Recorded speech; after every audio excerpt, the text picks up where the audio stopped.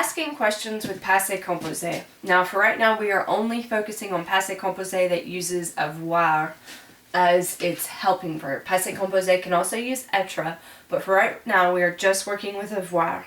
Now, if you remember, Passé Composé, just like the name, has two parts.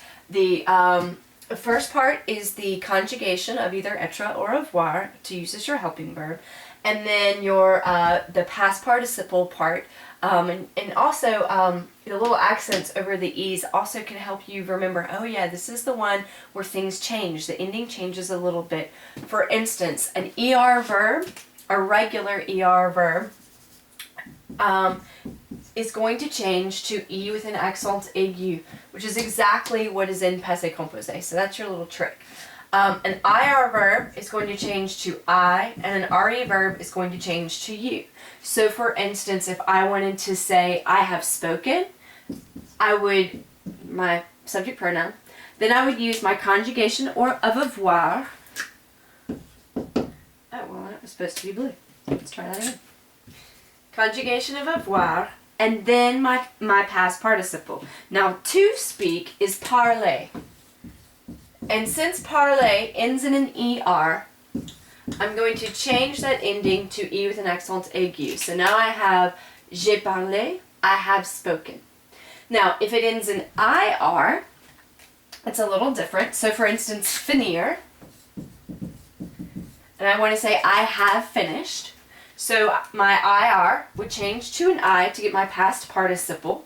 This is the difference between to take and taken.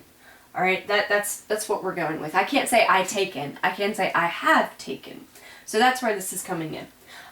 So finir, which is an IR verb, the ending is going to change to I. So if I wanted to say he has finished, il, the conjugation of avoir for he, is a, and then my IR changed, so my past participle becomes fini. Il a fini. He has finished. Now for an RE verb, it's the exact same process. If I wanted to say perdre, perdre means to lose, and I wanted to say we have lost. Did y'all win? No, we lost. We've lost the game. Really sorry. So same exact process. Conjugation of avoir for nous is avant, and then the RE changes to a U, so I get perdu. Nous avons perdu. We have lost. Okay, so this is basically just your recap for Passé Composé. I want to go a little bit further into it though. I want to make sure that you understand how to ask questions using Passé Composé, including inversion.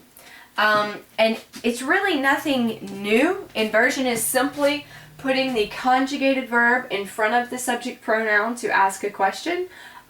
Your past participle has nothing to do with that. It's not a conjugated verb. It's not a subject pronoun. So when you're working with inversion, you're only working with your subject pronoun and your conjugated verb. But because it is just a little new, I want to make sure that you understand it, because it's much easier to learn it correctly the first time than do it wrong and have to relearn it correctly. So, since I can't find my eraser, here we go. Let's start with, well, first off, we can't use this one because you cannot use inversion with the subject pronoun je. You can only use it with subject pronouns, but not je. But let's say that I'm asking a question to you, and I'm going to use the familiar form of you, which is tu. So, the conjugation of avoir for tu is a.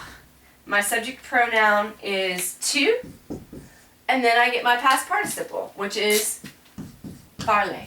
So, is this correct? Not quite. Anytime we use inversion by putting our subject pronoun after our conjugated verb, we have to put the hyphen in between them in order to make a question. Alright, so don't forget, you're purposefully writing them out of order, and that's kind of showing you that that's what's going on. Now, for il a fini, little bit different, because if you remember, one of the stipulations with inversion is that if your subject pronoun is il, elle, or on, that third person subject pronoun, and your conjugated verb ends in a vowel, you don't just put a hyphen, you put a hyphen, T hyphen in the middle to make sure that you can hear it. Watch this. if I have is my, hopefully you can see that. If is my conjugated verb, my subject pronoun is il, right? And then my past participle, don't really have to worry about that, so we can put that over here. Now, if I were even just going to put a hyphen here, the problem would be that I would get il fini, which doesn't only sound not French, it just sounds weird, you know? So we have to drop that T in the middle of it, and now we get a-t-il fini, and that kind of helps us separate that. So let's not forget that.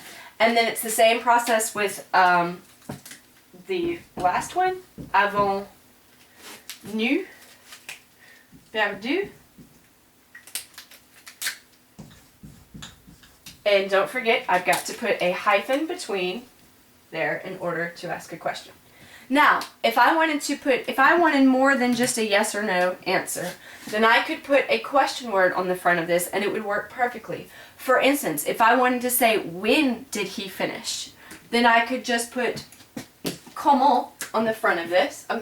Quand on the front of this. And now I have quand a-t-il fini? When has he finished? Literally. Now in English we may say, when did he finish? But remember, I personally, and not all professors or teachers will ask you to do this, but I want you translating into French English because it really helps you solidify the French syntax and their difference for a little bit. So in English we would say, when did he finish? But I want you to say, when has he finished? Just so that you get a little more familiar with the French way of doing things. Now, if I wanted to say,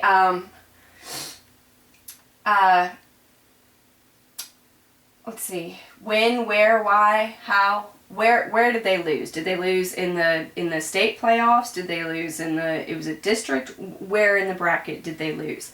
So, same process. I'm going to switch you over just a little bit, just so you don't lose it. Okay. So I could put ooh right here, and then that would work out just fine. Don't forget, ooh is the one that has the accent grave over the U.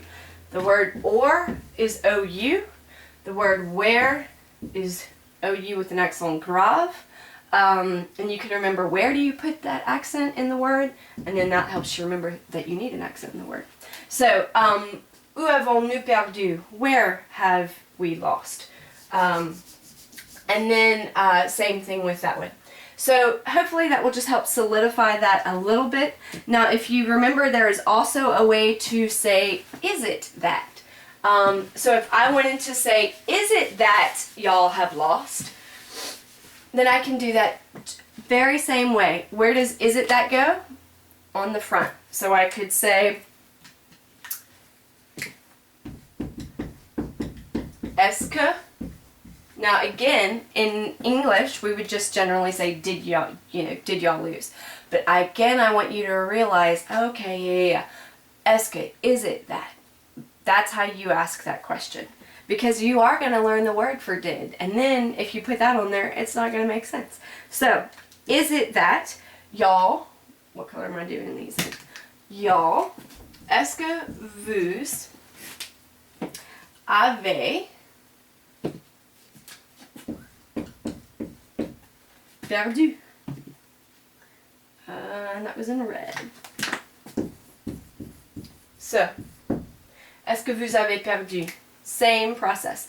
And again, I could put n'est-ce pas at the end of this and it would give me the same thing. So instead of putting it there, I could put n'est-ce pas, is it not?